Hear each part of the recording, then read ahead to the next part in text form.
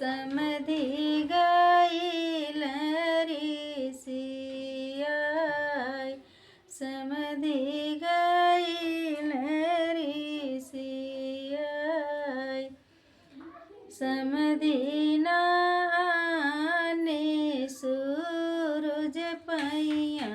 लागै असधिया कबहु ना होय असधिया कबहु ना होय धिया के जनमे से झांझरी कोठिया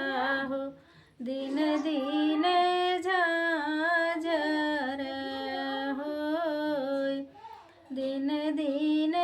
झांझर होय समधि नहाने सूरज पैया लागै दस धिया जे होय दस धिया जे होय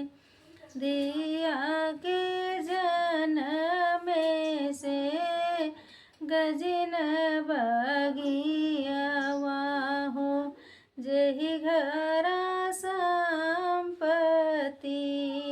होय जेहि घर